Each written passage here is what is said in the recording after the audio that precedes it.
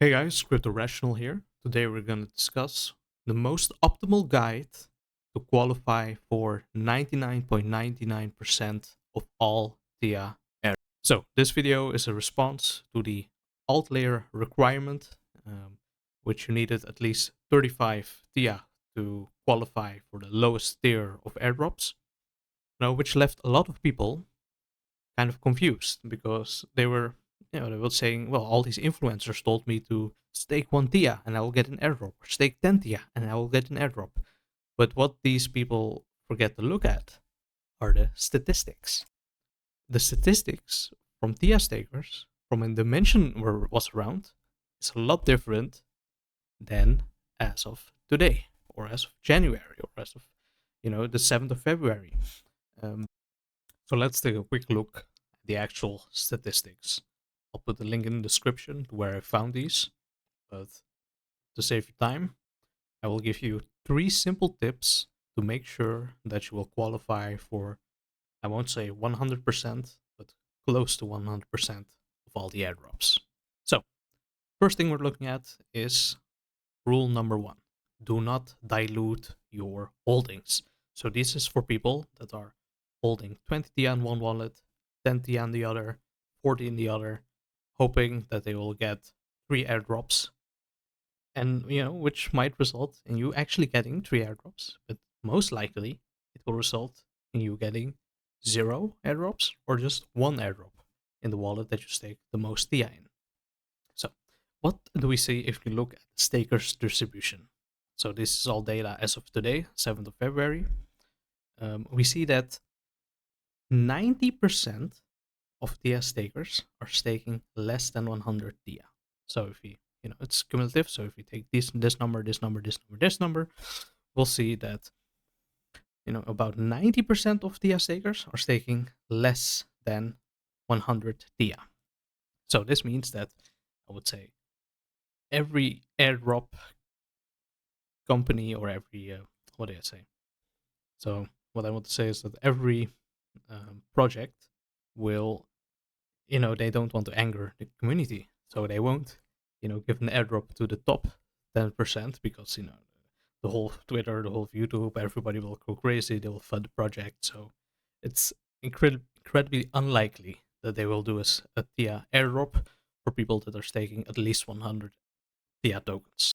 Because as you can see, that would 90% of all TIA stakers would be left out. So let's look at a bit more statistics. This is for all the people that have less than 100 TIA. So if you have a total amount of more than 100 TIA, I would suggest staking all of it in one wallet so you get at least 100 TIA. But if you have less than a total amount of 100 TIA, keep watching because I will show you, perhaps a way to still get into those airdrops. So here we see the stakers distribution in amount of dollar amount. We see that 87% is staking less than 100,000.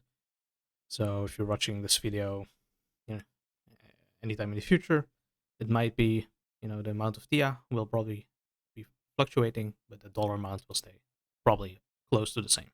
Unless there's a significantly boost in market cap or there's a lot of new liquidity incoming, then the dollar amount might change, but I think it will stay close to these levels. So about 1000% will put you in the range of 70 to maybe 80, 90%.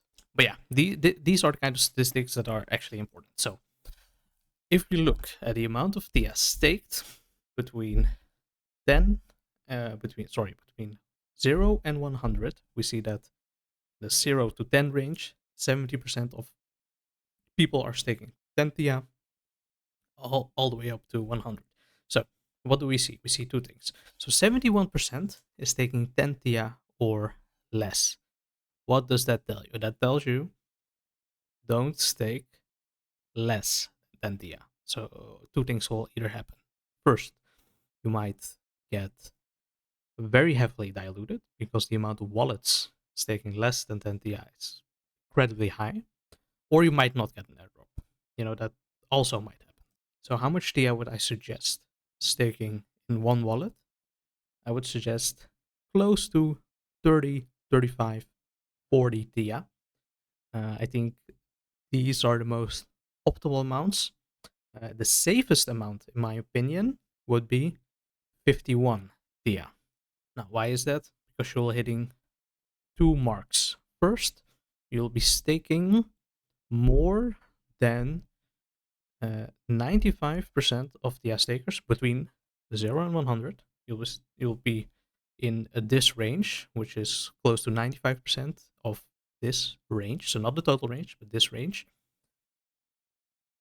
And if you look at what AltLayer has put as a TI requirement, which a lot of people were surprised about, well, if they knew the statistics, they would see that it was very unlikely that they would use a metric of 10 TIA, because you can see even in the smaller bounds, so 0 to 100, 71% is taking 10 TIA or less.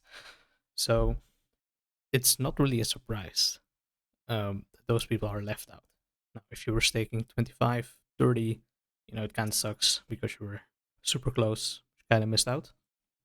Now, do I think that every project will follow exactly the same requirements of at least 35 TIA?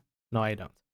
But if you want to make sure that you'll be getting most of the TIA drops, I would suggest staking at least 50 TIA. If you can't stake 50 TIA, stake 41 TIA. If you can't stake 41 TIA, stake 36 TIA. If you can't stake 36, do 31, and so you go up in increments of 5 plus 1. So yeah, quick recap of rule number 1. Don't dilute your stakings. So, quick summary, 50 plus TIA, in my opinion, which is 51 TIA, because half amounts usually get rounded down, will, in my opinion, as always, no financial advice, do your own research, but I think will qualify for 99% of airdrops for the coming maybe 1, 2, 3, 4 months. After that, depending on the price of the it might change upwards or downwards. So I think with 36 TIA staked, you'll qualify for 90% of airdrops. Well, what to do if you don't have these amounts of TIA? Yeah, so the second rule is stake plus 1. What do I mean by that? Don't stake 10 TIA, stake 11 TIA. Don't stake 20, but 21. Don't stake 25, but stake 26. So if you're below that 35, 36 TIA threshold, I would suggest, if you currently stake 25 TIA, stake at least 26. Just buy 1 TIA more, stake it. Is this a hard rule? No, but I think, missing out on potential airdrop because 1 TIA will hurt a lot less, but will hurt a lot more than paying for that extra TIA. So what usually happens is you either see it will be, for example, 50 TIA or more than 50 TIA. And not all projects take into account decimal amounts. So 51, 41, 31, 12, 11, 21, I think will put you in that, nice sweet spot. So what if you don't have those amounts? You don't have any money to get 10 TIA, 11 TIA, 12 TIA. I would suggest not staking 1 TIA then, but stake at least 2 TIA. So here you can see a distribution. This is all the TIA staked between 1 and 10. So this is distribution between 1 and 10. So as suspected, it sort of goes into, descending order. You see a small peak at 6, which makes sense because people are following the 5 plus 1 rule. But you see a very huge drop off at 1, at 2. So, this is helpful for everyone. So if you have, I don't know, 104 TIA, stake 101, 102 in one wallet, stake the other 2 in another wallet. I think that will get you, maybe there will be a sort of dimension-like airdrop coming. Will get you some exposure to that without negating the other effects. For people that only have like a very little amount of money, I would suggest just staking 2 TIA instead of 1 TIA. It will put you in a less diluted pool for projects that want you to stake more than 1 TIA. You will be fulfilling the requirements because you have 2. And for projects that want at least one, you'll also be hitting that requirement. So I think 2 TIA is the exact sweet spot where you want to be. So yeah, so these are my quick 3 rules to sort of upgrade your staking game. First, don't dilute your airdrop. Put it all either in one wallet if you have around 100 TIA, for example. Now, if you have like 10,000 TIA, like don't even follow this guide. Just do your own thing. Doesn't even matter. Just like make sure to put at least like 100 TIA in each wallet. But if you have less than that, don't dilute it. Put it in one wallet. If you have less than 100 TIA, make sure it's at least like 51, 36.